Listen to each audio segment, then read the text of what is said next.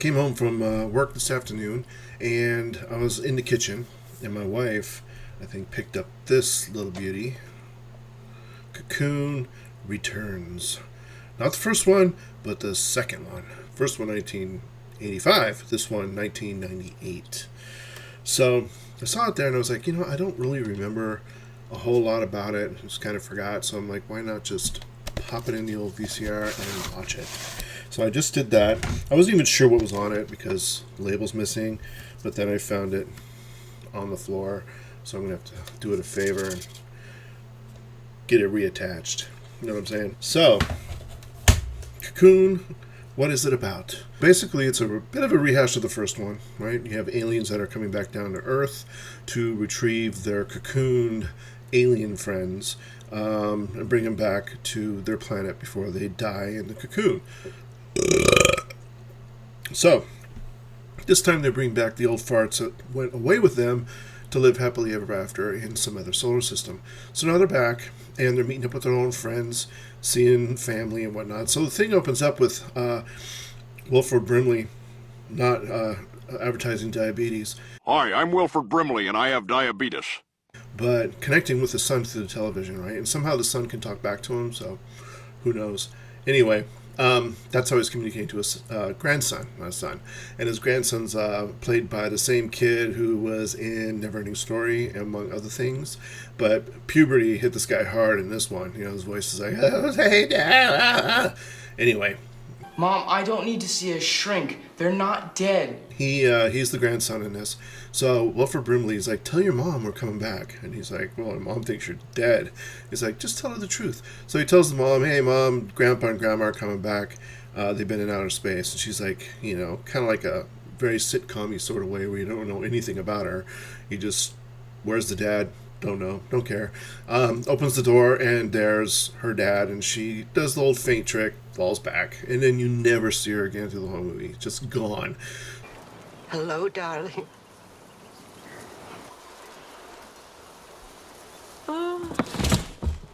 So that was an interesting choice. She doesn't have any questions. So they really just kind of dig into the grandparents, or Wilford Brimley, teaching his grandson how to hit a baseball. She must have been a lousy actress. I bet you they filmed other things with her. Who knows? So now they're meeting up with one of their old friends who stayed behind. In the first one, they didn't all go. And he's a fuddy-duddy, still not very interesting guy. So this movie starts out as sort of a reverse Benjamin Button. Like, in the first one, they were aging, and they figured this would be a good way for them to stop aging and live happily ever after with each other. In this one, they come back and immediately start sort of like falling ill, or some of the things that they had when they left are accelerating now. So they're back, and Jack, who is played by Steve Guttenberg. Steve Guttenberg really just sort of ruled the 80s, man. He was in a lot of stuff. And not particularly, like, when you look back and he's, like, really, really memorable. But then you start watching things and he goes, God, that guy's, like, in a lot of stuff. And he's in a lot of really good movies. And he turns in a really kind of funny performance. He was always kind of like goofball sort of dude. Kind of a ladies' man, but not a ladies' man at the same time. Comic relief. From like the first Cocoon, and you got 3 men and a baby, 3 men and a little lady, and then we got this Cocoon to Return. Anyway, Police Academy, like quite a few of them. So he's great. I love Steve Guttenberg. He's fantastic. So in the midst of them taking the cocoons out of the water, a marine biology center finds one of the cocoons and puts it on the ship and takes off. So now they have like this subplot where they need to find this cocoon before they're able to do, crazy experiments on it and bring it back to the mothership before it's dead.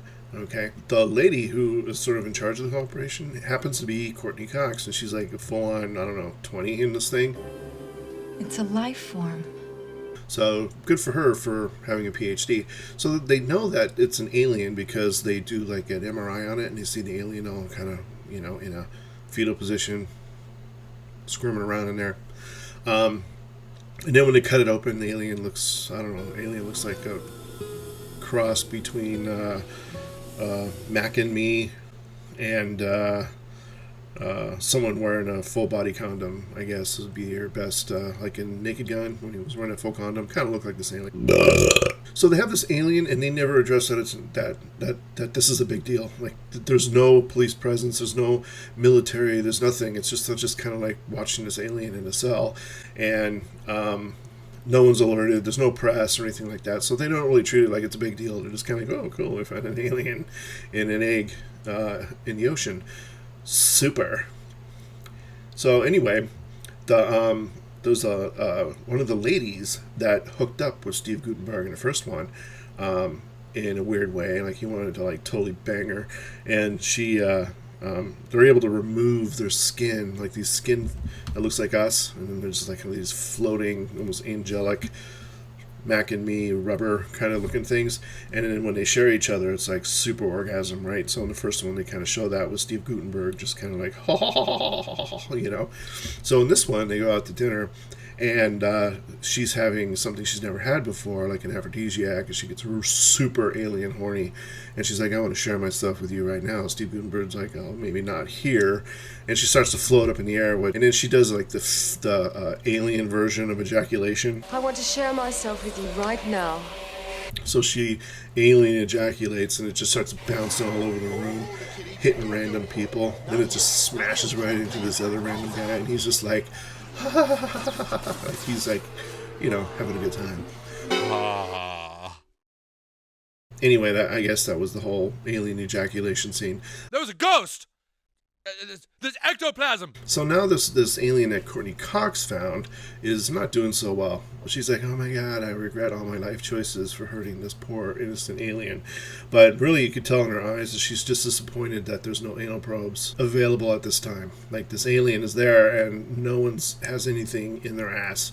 So she's, you know, feeling like, I'm a little ripped off here, you know, this is like false advertisement. I was getting like my hopes up, you know, I wore my slutty pants just for this, right? Crotchless panties and everything, and boop, nothing, no anal probe.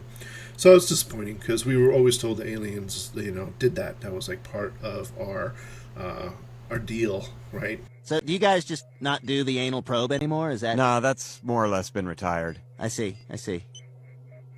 Do you still have the thing? Steve Guttenberg's like thinking, oh, I'm never going to find a lady or a woman.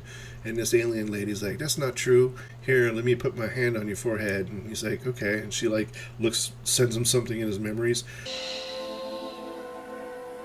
or in his future. So now I guess they can read the future.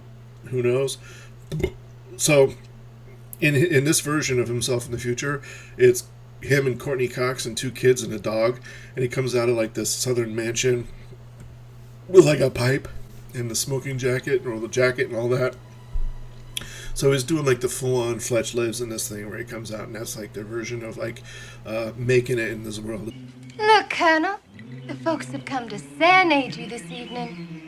They love you so much. I love them too. He went full Fletch on that one. The first one, he got energy from swimming with the cocoons, but in this one, they just have it. Whatever the planet they were on gave him some powers, somewhat. So, like, they have a couple of instances where they're healing people, right? So now they have, like, these Jesus-like qualities. Another thing they have in this movie is that all the young people are assholes. They have to do that in all these 80s movies. It's like, there's a young person in it, they're a dick. And then they're trying to enjoy some hot dogs, and these, you know, rascals in their 20s, the basketball lands in their chili dogs. Oh, hey, come on! Sorry about that. You guys want to throw our ball back? So they have to, you know, they have to challenge them to a basketball game, 4-on-4, where they're losing. They have to make it to 11, and they're losing, but then they turn on their old alien charm, and they're just like, now they're invincible, making every shot, and kind of floats up into the air like he's flying, and does a slam dunk. Don Amici, he's concerned about his girlfriend because she passes out. Oh, Beth. Oh. Takes her to the hospital. Turns out he knocked her up. She's a slut. Bang.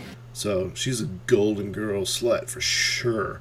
And now they're going to have a baby. So they're going to go raise the baby out in outer space, right? Because otherwise they'd only have 1 or 2 maybe good years with this kid before they kick the bucket. But they decide to launch into outer space. In these movies, the aliens can remove their skins, right? So you have this hot chick. First one, she's slutting it up. And she's like, I want to share myself with you. Takes off her skin, right?